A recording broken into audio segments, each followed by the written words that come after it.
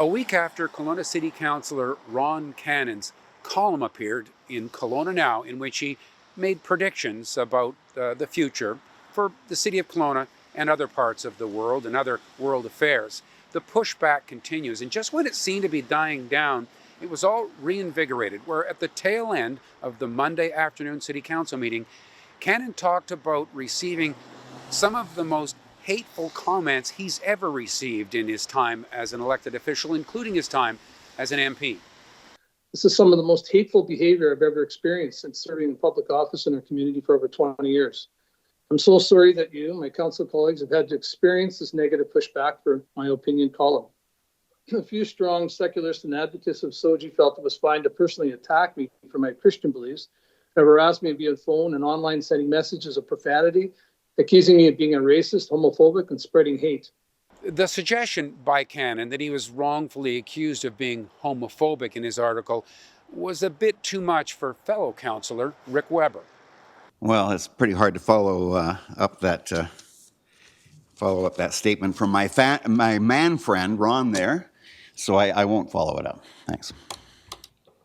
Councillor Weber's man friend remark is a reference to the use of the term man friend in Cannan's article, in which he described Justin Trudeau and Jagmeet Singh as being man friends. Now, that phraseology is considered by members of the LGBTQ plus community to be homophobic and hateful in itself. But don't take my word for it. I've got Wilbur Turner, who you sometimes, Wilbur, speak on behalf of the LGBTQ plus community, do you not? Yes, that's for sure, Ken. Yeah. So why would making this seemingly lighthearted remark about, Jagmeet's man friend Justin, why is that homophobic or even hateful? Well, first of all, I think that Mr. Cannan actually wanted people to notice it because he put it in quotes. So when you put the term man friend in quotes, it's implying that there's some kind of spurious relationship or, underhanded relationship between two men. Really is a homophobic trope. This harkens back to the days when jokes were made about two men, if they were friends, that they might be gay or might be called faggots or light in the loafers. This is all part of that language that's being very commonly used to portray people as being gay, as somehow being undesirable, right. And it's really diminishing the person. Right. So it really adds up to calling someone gay loaded with the idea that that's a bad thing. Absolutely. It's an insult and a slur. And, I think I noticed Mr. Cannan was stating that he's received a lot of hateful comments and backlash about this. And I really think that he should have expected that.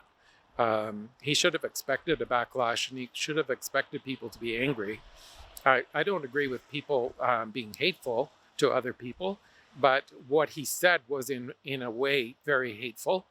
And to have people be upset about it is understandable. And as a politician, I think he needs to have the awareness that comments like that are insensitive and they cause harm, and there will be a backlash, and people should be holding him accountable for it.